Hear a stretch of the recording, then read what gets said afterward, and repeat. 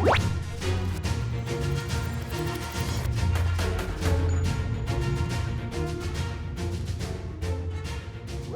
right, hello my friends. This video is sponsored by Surefire. They're awesome. This is their Scout Light Pro Series, which attaches to M-LOK or Picatinny rails. What this allows you to do is be able to pull this light up really, really close so that you're not getting snagged, or maybe you have an IR laser. You're able to just basically twist a flathead screwdriver and you can move this just about anywhere you want, all the way around the rail, or you could put it on the left side.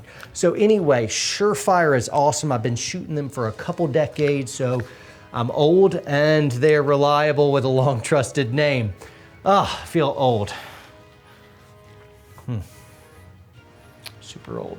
Roll video. Hey guys, stay tuned after the video for a sneak peek of the newest episode of War Poet, exclusively on WPSN. All right, hey guys, I'm at Governor's Gun Club up in Kennesaw, Georgia, and I'm with 4 of my good buddies here, just enjoying patio, some ambiance, and I just had some time on the range. I wanted to talk to you about the Glock 48.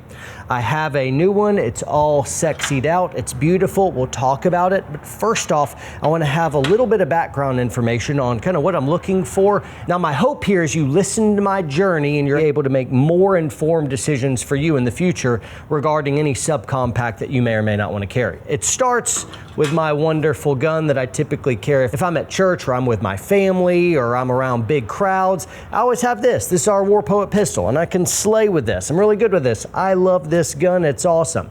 But sometimes I just don't feel like carrying. In those instances, like I'm having an office day, you know, of our doors are locked, I'm either alone or I'm with company that I trust, I'm usually carrying something that's smaller, a subcompact. Now, for years I've been satisfied with the Glock 43. It's a good bit slimmer than something that's more of a compact or a full-size gun, so it's more comfortable to carry. I can put it on an ankle. I can basically feel like I'm not really carrying a gun. The problem is it's a 6+1. That's not a lot, and yes, you can always get magazine extensions, but as the handle gets longer and longer, you have an printing issue. It's harder to hide that. You can no longer put it on an ankle, for instance. Or if you carry appendix or in one of these traditional spots, as it gets longer and longer, I have a printing issue. It'll still be thinner, but usually when it comes to hiding a gun, it has more to do with the length of the handle. I was happy with the Glock 43 until this little guy came out and wrecked me a bit. This is the Sig 365, and it's got a 10-round magazine with one in the pipe, so you get 4 extra rounds. And of course, you can play the game where you get magazine extensions and you can get more. I'm trying to get flush fit magazines, so I'm really comparing more apples to apples. Gaining an extra 4 rounds is a significant accomplishment. And when you look at these two guns side by side, they're extremely similar in size, width, and even length if you look at the handles. I mean, spookily similar. However, the Sig, which looks a tiny bit smaller, it's about 4 rounds more. Holy smokes. Now, I chose to champion on and say, you know, I really like grip angle. I just don't want to change. And one day, I just put this gun on and I just carried it. And I carried it for months. It turns out, despite what I was saying, I really just couldn't get over, ultimately, the added round capacity. I really like to be able to have more party favors to distribute if all things went sideways. So I started carrying the Sig 365 for quite a while. A lot more rounds. There's some grip angle issues that I wasn't pumped about, but hey, there was ammo capacity issues that I was similarly not pumped about. Now, enter the Glock 48.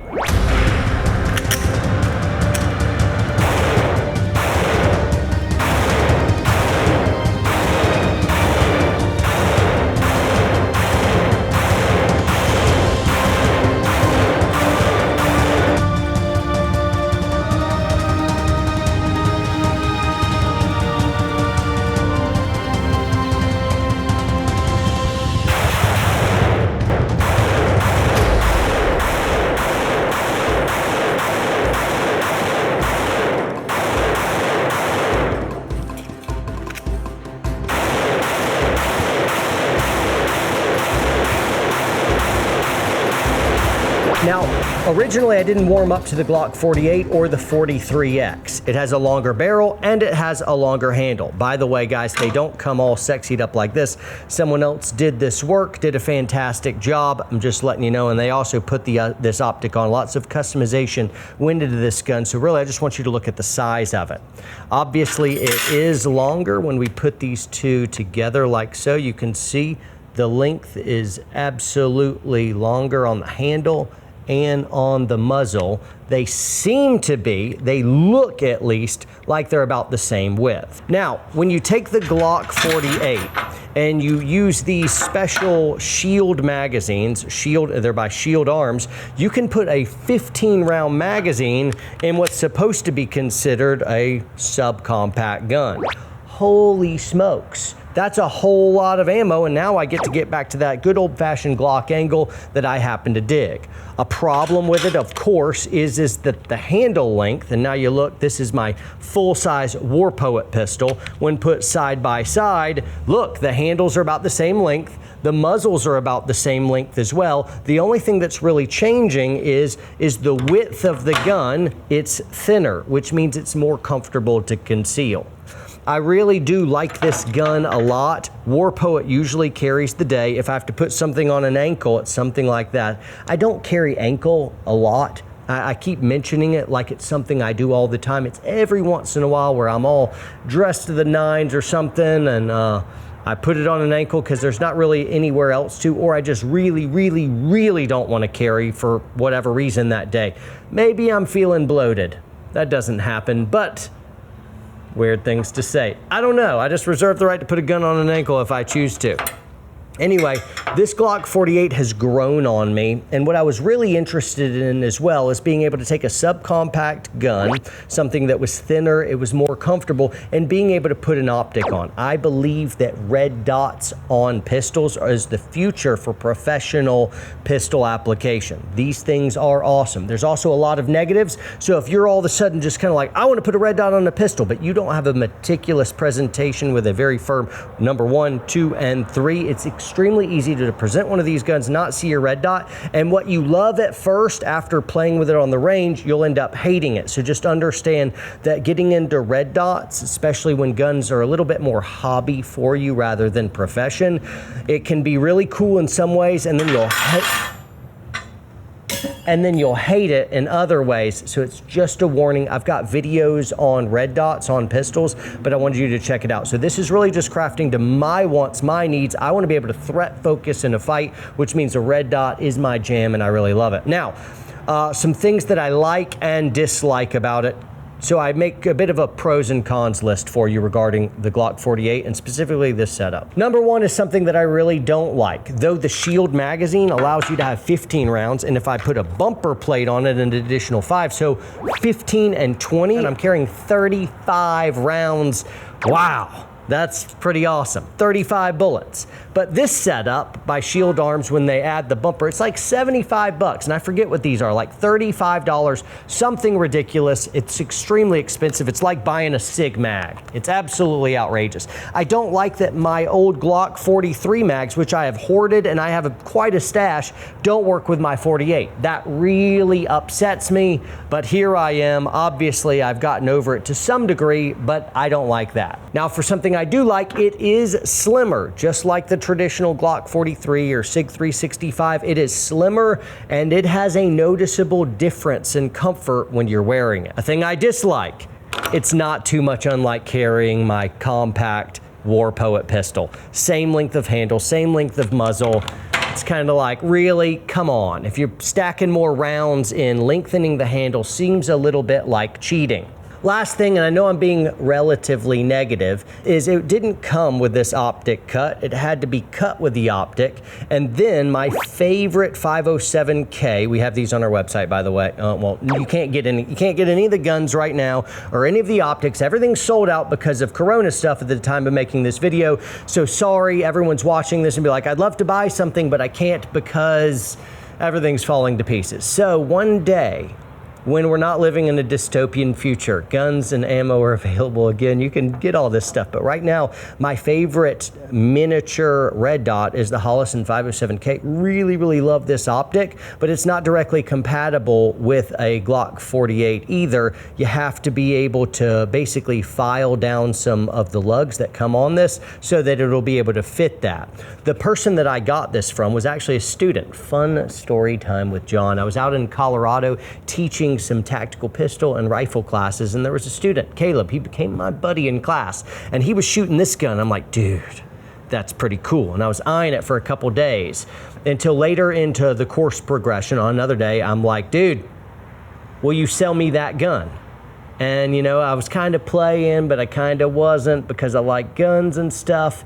And he countered me on the very next day of classes and said, how about I trade you for your War Poet pistol?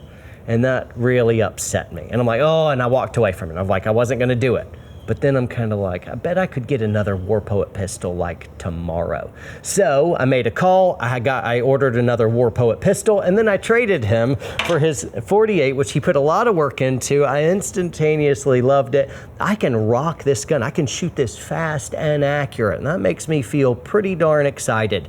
So anyway, I took it off a student. He also made YouTube videos and stuff. I'm gonna provide a link to this encounter where we kind of did that handoff and made a video. So if you wanna check out Caleb's YouTube video, check down below in the description, and go ahead and give him a follow. He's a good dude, and he made me this gun. It was his gun, now it's my gun. I feel pretty good about that. Anyway, hopefully in all this rambling, you guys came away with some actionable data points that you can use to make more informed decisions on the in the future. I don't really care what you do, just America and freedom on, and live and let live, right?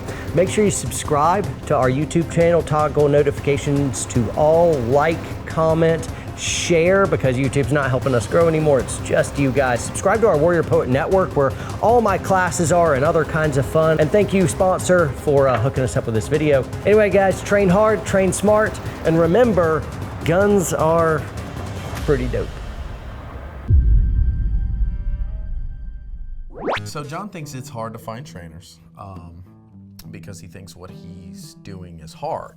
And what he does is he takes his finger and then he pulls it back a few centimeters, a few millimeters, and it makes a bullet go boom. And that's pretty easy. I can rock resume, I can rock coach, I can rock ethos. You know what? I got this. No, there's no way that you would, Evan immediately just believes of like, oh, I could do that because he feels like he could do that. How do you take out a bunker? Tell me how to take out, because there's literally, this is straight out of FM 7-8. You know FM 7-8, right? Yeah. I know exactly how I would do that. That's easy.